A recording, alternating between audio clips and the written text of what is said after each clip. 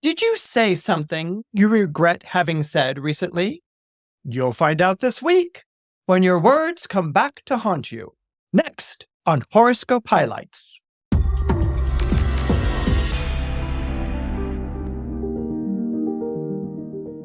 Hey all, this is Rick Levine, and I'm inviting you to join me in a new class on the Astrology Hub starting mid-November, starting November 14th. And this is going to be 4 Zoom classes of live chart interpretation, focusing on bringing the harmonic aspects down to earth. So we're going to step beyond the squares and trines and sextiles and oppositions into the magical world of quintiles, septiles, and even octiles and other strange tiles. But this course is a hands-on working with charts. I'll be doing 4 charts each class, a view of participants looking at the harmonic aspects, followed by an additional Q&A session. Find out more information about this and or register at astrologyhub.com/harmonics. I'm Rick Levine, and I'll see you online. Hello, my name is Christopher Renstrom, and I'm your weekly horoscope columnist here on Astrology Hub. And this week, I wanted to talk to you about Mercury in Sagittarius, forming a square to Saturn in Pisces on November 10th. But before we do, did you know that you could read about transits to your own sign by subscribing to my weekly newsletter? Go to astrologyhub.com/horoscope. Again, that's astrologyhub.com/horoscope to subscribe. Now, let's talk about that Mercury-Saturn square. This week, Mercury, the planet of communication, enters the zodiac sign of Sagittarius, where it will immediately form a square to prohibitive Saturn in the zodiac sign of Pisces. Now, what is Mercury in Sagittarius like? Well, Mercury, as we know, is the planet of the way we speak, the way we communicate. It rules over the things we say, the way that we want to say it, our conviction about what we're saying, and it also rules over our ability to listen, to take in what the other person has to say. Now, there are 12 signs in the zodiac, which means that there are 12 ways that your Mercury can communicate in an astrological chart. So when Mercury enters the zodiac sign of Sagittarius, well, it's very loud and it's very opinionated. Now, Mercury is in detriment in the zodiac sign of Sagittarius. Detriment in astrology means not at home. The planet isn't as comfortable in that sign as it is in the sign where it's in domicile, or the sign that it rules. Mercury rules the zodiac signs Gemini and Virgo. It's said to be most at home, most comfortable in these signs. In Gemini and Virgo, Mercury is analytical. It's very shrewd and clever. It studies the facts and the details, and it's always really good with a really good comeback line. Now, Gemini and Virgo analyze information differently. Gemini's information comes from conversation. Okay, so Gemini is always involved in having conversation with other people. It learns things from other people. And the things that Gemini learns from other people are things that need to be put to use right away. So there's a kind of immediacy to Mercury ruling Gemini, something that that both the sign and the planet both share. It's what information can I get as quickly as possible and put it to use as fast as possible. But Geminis are very good at listening for the facts. They're very good at ferreting out the inconsistencies. And so as they are speaking or conversing with someone, they're also analyzing what the person said, sometimes even saying, well, you just said this, and saying it back to the person. And the person's like, I did? I don't remember. Yes, you did. Maybe about 2 minutes ago you said this. How does that square with what you're talking about? And so the person might be like, flummoxed. And so Geminis are very good at being active listeners and active speakers. They're interactive is probably the best way of putting it. And they think very fast on their feet. And their ability to identify a problem and to solve it comes very, very quickly. It's very easy with that sign. The way that Virgo analyzes, Virgo sort of almost needs to leave the conversation, okay? And it needs to work out the solution to a problem by itself. It doesn't want to be dealing with people's opinions or input or something like this. It almost wants to go off and sort of figure out what the problem is and come up with the solution, then come back and deliver it. So Gemini is much more spontaneous than Virgo in its interactiveness. But Virgo, when it comes back, will teach or train someone in a method that is very easy to follow. Okay. I think part of the reason why Virgo leaves the situation to really analyze and think about it is because they feel very much a responsibility to communicate this to someone so that they learn it for themselves, that the action steps or the methodical steps that someone takes are easy to take. They're not hard to follow. And this is something that Virgo will very much focus on. So Mercury in Gemini and Virgo are pretty much problem-solving placements, analytical, and coming up with the solution. But Virgo also shares with Gemini an immediacy. Whatever solution I come up with has to be able to be applied immediately and effectively. And so that's the way that these two zodiac signs work.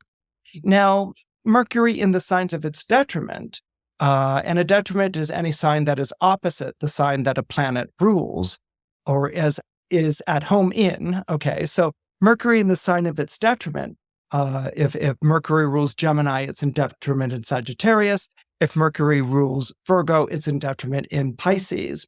What's interesting is that Mercury is in its detriment in Jupiter-ruled signs. And that tells you something right away, okay? Mercury is very much about studying the detail or listening for the small inconsistency or playing with a word, and it's very, as I said, interactive and immediate. Mercury in the Jupiter-ruled signs, Jupiter is the largest of all the planets in the solar system. So Mercury in a Jupiter's ruled sign is not analytic in the way that we understand analytic. It's more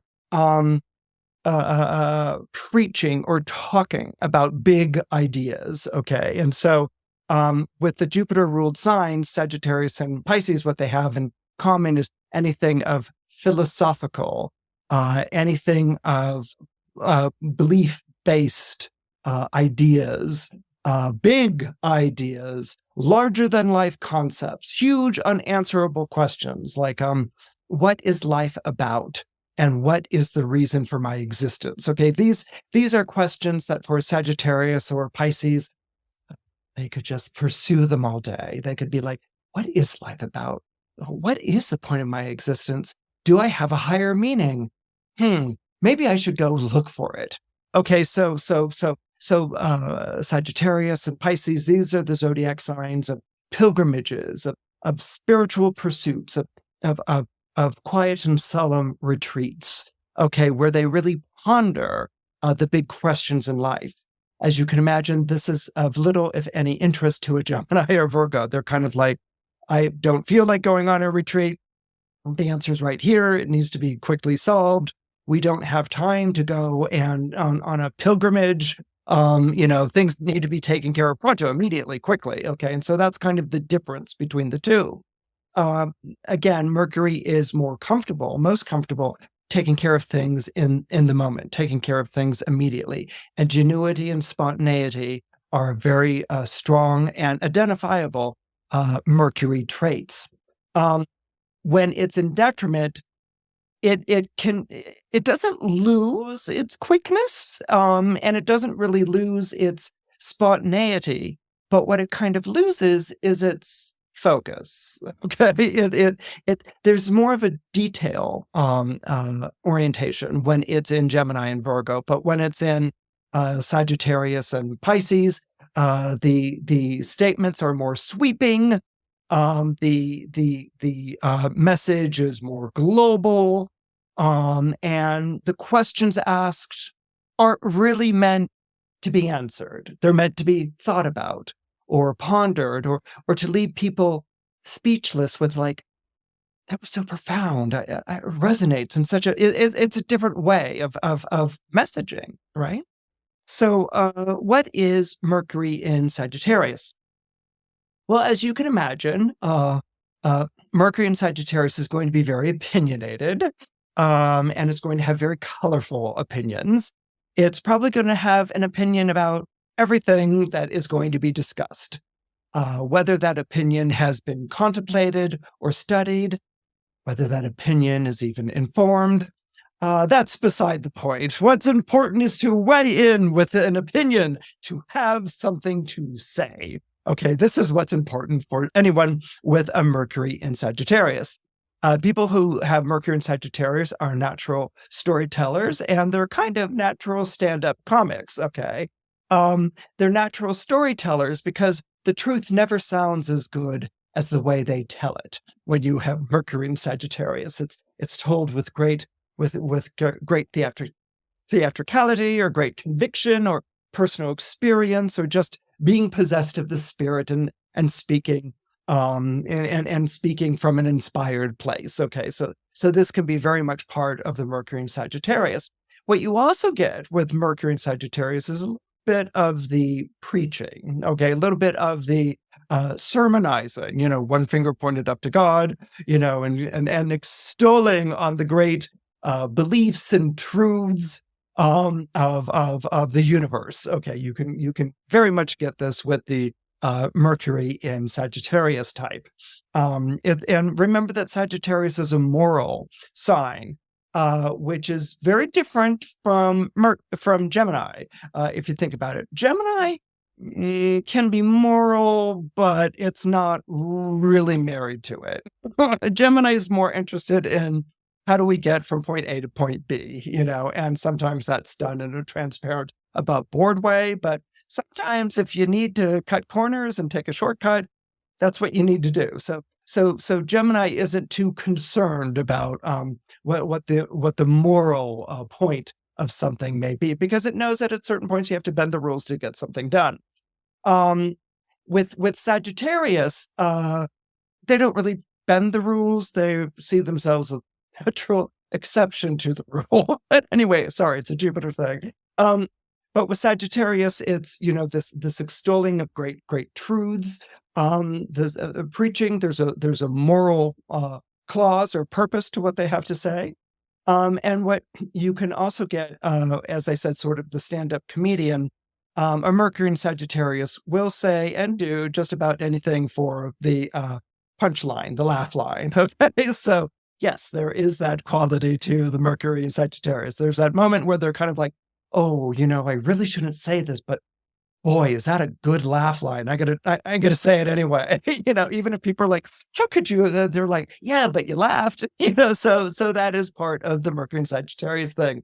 The other element that you get with a Mercury in Sagittarius is the proselytizer, meaning the converter. Okay, so it's not enough to just have a finger pointing up to God and to be on a first name basis with God.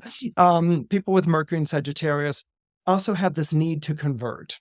It's not so much winning the debate as it is, I need to convert you to my way of thinking. I need to convert you to my way of seeing the world. And again, that's where Jupiter is showing its qualities in the zodiac sign that it rules, which is Sagittarius.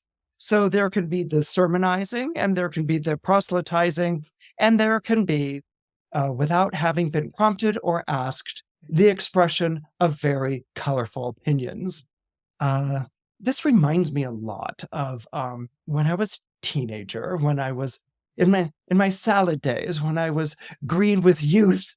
There was a commercial that was on TV for a product, which I thought was the most fantastic thing. And it was called Mr. Microphone. Yes, it was called Mr. Microphone, and I think it was put out by Ronco, which put out like a bazillion things in the 1970s. Okay, but Mr. Microphone was that you could have a microphone and you could plug it into a radio, and but I think it had to be like FM or something like that. But you could plug it in the radio and you could talk, and it would just like be really loud, and everyone could hear it. And so, if you had like a boombox, or if you had like a transistor radio, or if you had like your car radio, you could plug in your Mr. Microphone and everyone could hear you.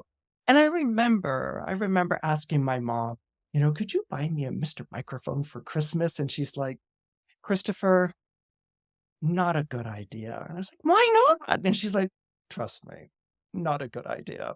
Um, and so I didn't get my Mr. Microphone. But Mr. Microphone, in this commercial, what was so funny was, first of all, the women never spoke. Well, okay, the microphone was always being passed to a guy who would start speaking. Okay, so the women were just sort of like there, like to look admiringly at this guy who was just going on about whatever with this Mr. Microphone. So that, I think, was a giveaway. And I think that, because it was very much like men talking, hogging microphone, and then there was like, and they would show Mr. Microphone in different vignettes. Like there was like Groove Guy listening to his radio and singing along with Mr. Microphone, or there was like this kid who had blonde curly hair who was like, "Hey, good looking, we'll swing back to pick you up later." So Mr. Microphone was really, honestly, it was the fantasy of Mercury and all fire signs. It was just it was their dream come true. It was just like, everyone's going to hear me, and I could be cheesy in public. Okay, so this was like Mr. Microphone. And so this can be kind of what happens with a Mercury in Sagittarius. It can be like, I'm talking really loudly and everyone's going to hear what I have to think and say and things like this. And so what you can sort of miss with the Mercury in Sagittarius is the idea of, are people listening, and and do people want to hear what you have to say? And that brings up the Saturn in Pisces. No sooner does Mercury enter the zodiac sign of Sagittarius on November 10th than it is squared by Saturn in Pisces. Now, Saturn in Pisces has its own relationship to communication. First of all, one of the phrases that comes to mind when I think of Saturn in Pisces is vow of silence. Okay. Pisces is a zodiac sign that is associated to mystical and profound experiences. In astrology, we often will sort of read associations of signs with the houses on an archetypal model. The ninth house, for instance, is the house of long journeys and of religious institutions, and we'll often think, okay, that's Sagittarius. And then the 12th house, of course, is mystical, heretical, and it ruled all of those beliefs or religious faiths outside the mainstream. Okay, so with the ninth house or Sagittarius, you have almost institutional religion. This is religion defined by its doctrine, and defined by its masses. Okay, and religions like corporations, which are also ruled by the ninth house, want to merge and acquire, or they want to invite as many people into the fold as possible. And so there can be a very strong conversion impulse to that ninth house, and therefore to Jupiter, and perhaps even to Sagittarius. The 12th house, which is associated to Pisces only archetypally in the archetypal chart, which is what I'm referencing here. It's more the mystical, the quiet experience. You can have the person giving the sermon, speaking to everyone in a church or a religious setting. And then you could have the monk or the nun who's retreated from all of that and who studies in the silence of their own heart and soul, the speaking of God or whatever the particular deity may be. So there's a sense of retreating away from the public realm of this is what you have to believe. With Pisces, it's more like I'm on a mystical journey, and it doesn't matter if I'm sharing it with other people or not. It resonates and is very, very powerful for me. But monks and nuns were often associated with Pisces and or the 12th house. And one of the things that was featured for a monk or a nun was the vow of silence. Okay, so the vow of silence, of like not speaking, or only speaking to particular people, keeping one's own counsel. It was seen in some regards as obedience and was certainly satirized as obedience. But in the act, it was more a regard of keeping one's own counsel with the conscience of God. So it was seen as really communing with God in a very private and a very personal way. So vow of silence is part of the Saturn and Pisces. You don't you don't speak. Okay, you can easily see how that would square the Mr. Microphone, Mercury and Sagittarius, okay, which is all about it's so like Saturn and Pisces is like, shh, shh, don't speak. If you ever saw Boldest Over Broadway, shh, shh, don't speak. Okay, it's that vow of silence. The other thing that you have with Saturn and Pisces is Saturn and Pisces is not easily swayed. And that's an interesting idea because, well, is Saturn and Pisces not easily swayed because it's skeptical, because it's cynical, questioning, full of doubt? I find that a Saturn and Pisces is not easily swayed, especially by something doctrinal, okay? Something that says this is what you should believe. It's not easily swayed out of its resistance, all right? A word that doesn't get a lot of play these days, which is interesting because there's accusations of it all over the place, but a word that doesn't really get a lot of play these days is the word heresy or heretic. Okay. Now, other religions are very quick to point out how followers of other religions aren't real people because they haven't signed on to, their idea. I mean, this has been going on with religion since, the dawn of time. So if you were a heretic, you were basically a follower of a competing religion, okay? Or you might even have once been a follower of the dominant religion, but now you've branched off in a different direction and you are in rebellion to the way that God should be understood, okay? So a heretic was either following a religion that had nothing to do with the dominant religion, or it was a follower of a dominant religion who now wanted to go off in a very different direction. And so that was almost like seen as open rebellion to the dominant religion. So heretics, like witches, were burned at the stake on a pretty regular basis, and were certainly persecuted during the 500 years of the Spanish Inquisition. But that not easily swayed doesn't necessarily, as I said, come from a skepticism or cynicism. It comes from a resistance. Okay, that Saturn and Pisces, not easily swayed. I'm not going to be won over with platitudes. I'm not going to be told what to believe.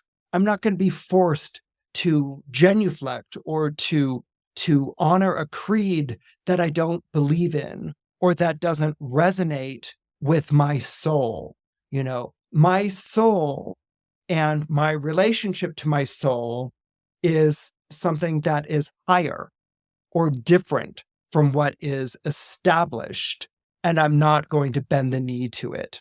So this is where the kind of Saturn and Pisces comes from. If it's in your astrological chart, if you find yourself resisting, bending the knee, and it doesn't have to be in a religious context, might even be at work or something, when you're told what to do, anytime someone tells you what to do and there's a resistance to it, that's a Saturn and Pisces, and the resistance isn't to be a troublemaker. The resistance is I feel like I'm answering to a higher authority or another authority, and I'm not going to be converted to you. I'm not going to go and join your cause or your community because I'm being forced to. I answer to something else. And as you could imagine, heretics were often oppressed and often vilified, things that we've discussed before with the planet Saturn. And so this becomes quite embedded in the zodiac sign of Pisces, which has a tendency to be connected to martyrs and saints, and there were many people who were put to death because of their beliefs and because of their resistance to what was the domineering belief. And so finally, when we look at the Saturn in Pisces, what we have here is also a mistrust of words. All water signs, pretty much in general, Cancer, Scorpio, Pisces, have a mistrust of words. They feel like when someone starts pelting them with words, they're camouflaging something, or they're trying to play with their head, or they're telling them that what they feel doesn't matter, or what they feel isn't rational, or what they feel is made up. Okay. The water signs are a deeply feeling sign. Okay. So feelings don't easily lend themselves to articulated words. They lend themselves to writing. You see a lot of water signs involved in writing, but writing is not the same thing as speaking. And so the water signs, because they really feel the presence of the emotion so powerfully, and feelings are meant to be felt. And so what they really rely on is an emotional rapport with someone else. When someone starts hitting them with words like telling them, well, what do you feel? And the water signs inclination is often like, I don't know. What do you, like not to really talk about it, because feelings are meant to be felt. It's almost sacrosanct. So there's this real mistrust of words, that words can be manipulative, that words can be mocking, that words can devalue their own personal experience. So here you have, in squares, you can always see it in world wrestling. Okay. It's kind of like Mercury and Sagittarius versus Saturn and Pisces. Ding, ding, go at it. Okay. So here you have the two planets going at one another in a square. And so it begs the question, what do you do when someone confronts you with something you said, okay, that harmed them, that hurt them? What is your reaction? Okay, I'm not talking about this week someone saying what you said is untrue, because those conversations go on every day. But how do you react when someone says to you, what you said hurt, or what you talk about, online and social media or whatever, causes a lot of harm, or someone confronts you maybe with something you said years and years and years ago that caused them pain? Okay. What is your reaction to that? Is it to outshout them, you know, talk louder than they're talking? Is it to justify what you said? Well, I have freedom of expression. This is what I think. This is what I have to say. Deal with it. Do you, pump up the chest and get, sort of Jupiterian preacher at pulpit, like, and rail at them, or do you pretend like it never happened? I don't know what you're talking about. I never said such a thing. My memory's fuzzy on that.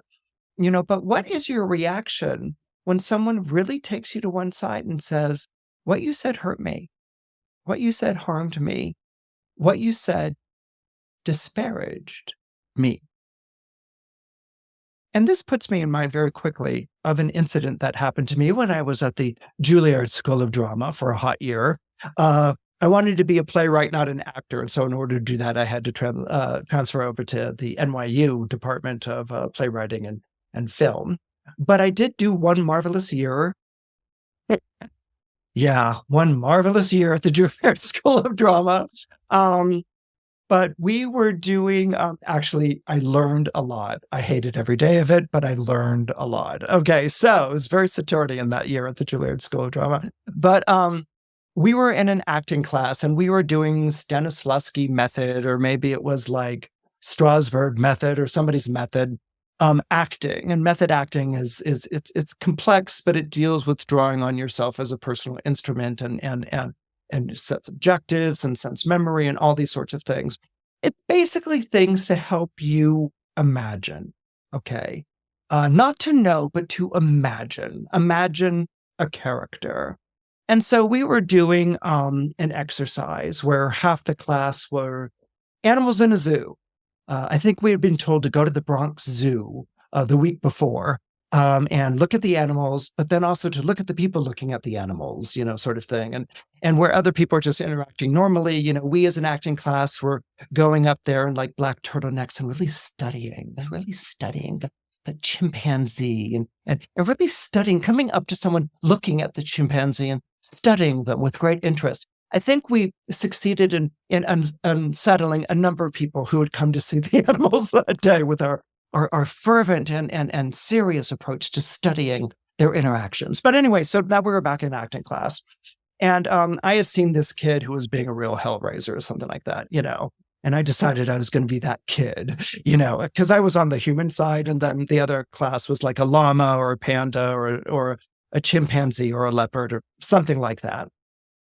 And so I was like this, punk kid, and I'm like, messing up the animals, and they're reacting to me and actually sort of like uninterested ways because there were actors playing animals who were just like, oh God, Christopher is acting like a. But anyway, there was this one kid who was playing a llama, and I was like, trying to upset him, and I spat at him, I spat and it landed right, like on his head, and he had this like very quick look of horror, and then because he's a really good actor, maintained, went back to his llama expression. Okay, so this was an incident, which I didn't think anything of because I was acting, but afterwards, after the acting was done, I was called in by the acting teacher who said, you spat at someone. I was like, yeah, I did.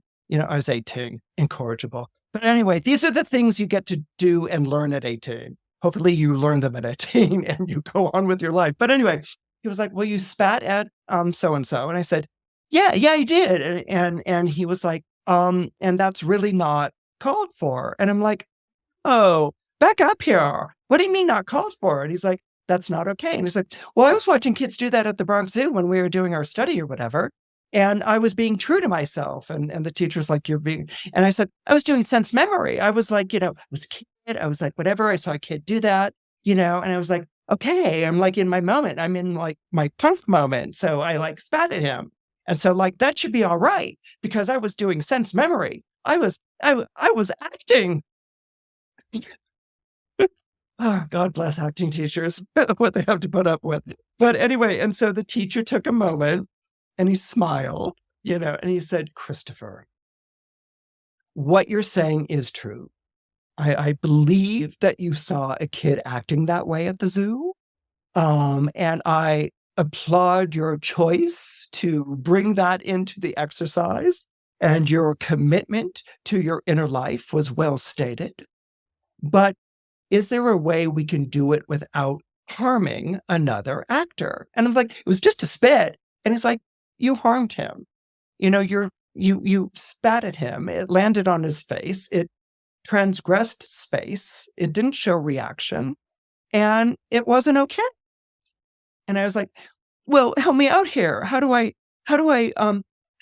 reconcile that with my inner life, my method acting? And he's like, listen, you reconcile it like this. You're on stage with another person. You don't do them any harm, period. Okay.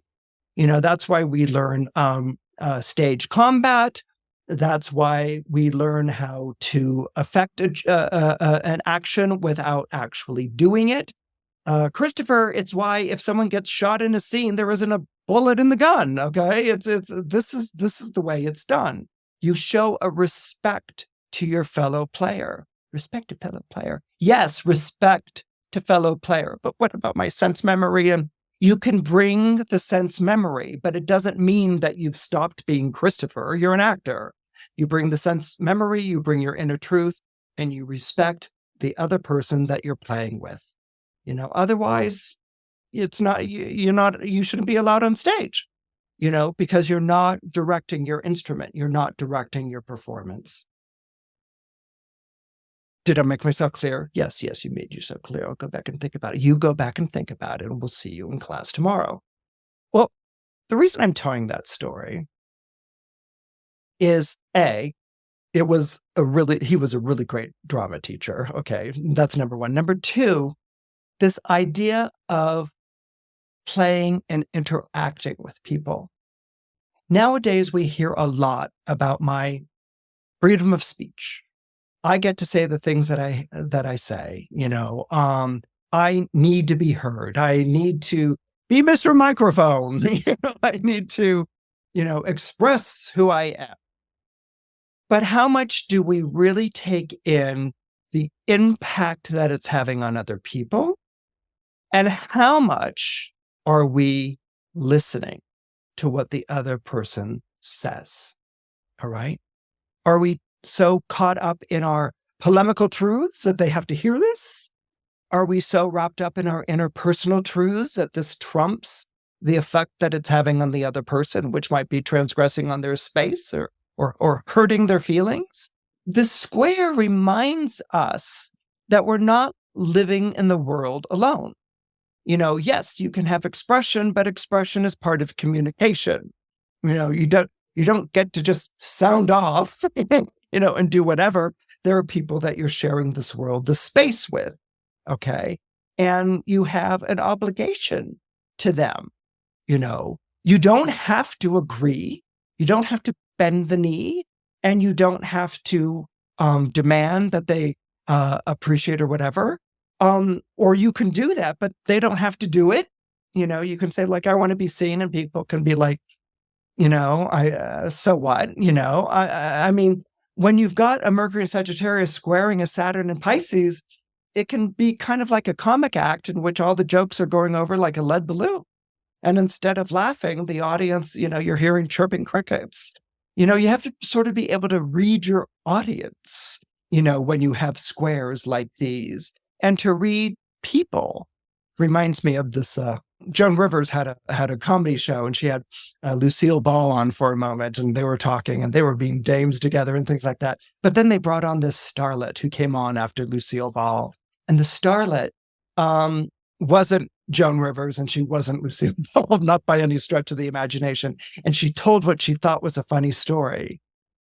Audience was silent, but she laughed, and she started to tell another funny story. And the audience wasn't laughing, and she was getting nervous. And Lucille Ball leaned over to her in one of those mock whispers and said, "You're losing them." She just said, "You're losing them, kid." And that's kind of the thing. You have to read your audience. What am I getting at really here? Which is, if you have something to say, but if you're going to say it and you want people to hear it, then you need to also hear what they have to say about what you're saying. It's etiquette, and it's also basic communication. And it's also the way that we need to be there for one another nowadays. There's a lot of opinionating that's going on, and there's a lot of sermonizing, and there's a lot of outrage, and there's a lot of very loud voices that don't listen to anyone else. And we need to be able to listen to one another, or to speak in a way that respects the person who's being spoken to. That's very important in this day and age, and especially important when we also have incendiary Mars forming an opposition to volatile Uranus this week. That basically means that any comment or action is going to be like gasoline thrown on the fire. And so you can either play into that bonfireness, that sort of bonfire of the vanities that may be going on this week, or you can take a moment that if you're going to say something, that you respect people's right to listen and to respond to it. It's what makes you a communicator, and it's also what makes you a role model. It's a way that you can set being a role model so that you just don't become a Mr. Microphone, but someone who is very interactive and a part of the community that you live in. The entirety of our known universe, from the subatomic microcosmic level to the galactic macrocosmic level, is all built upon the blueprint of sacred geometry. Everything in the cosmos is made up of the sacred geometrical laws that bring reality into existence. Traditionally, we astrologers look at these patterns through a 12-fold system based on 12 signs of the zodiac.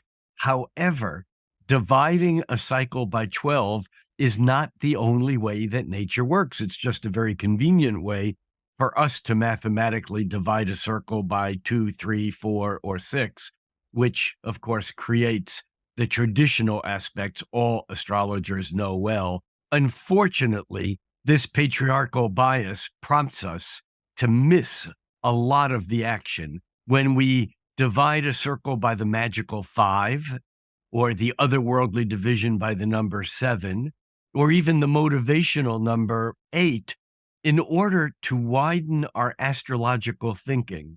So we can make invisible worlds visible. We're going to look at quintiles, the division by 5, septiles, the division by 7, octiles, called semi-squares and sesqui-squares, that's the division by 8, and even more.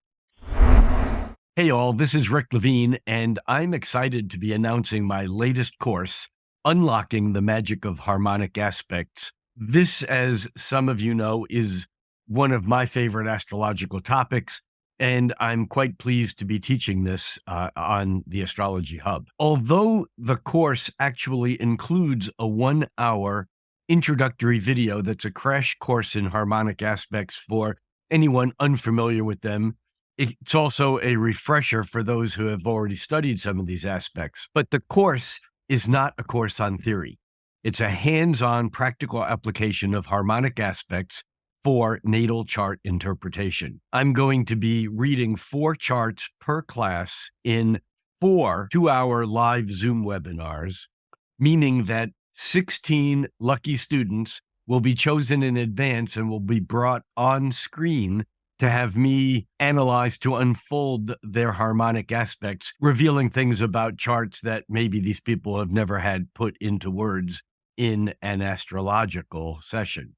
So I invite you to come along on a mind-expanding ride and take a next step into your astrological studies.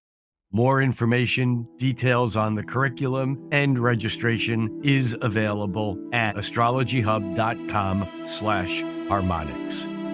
I'm Rick Levine. See you online.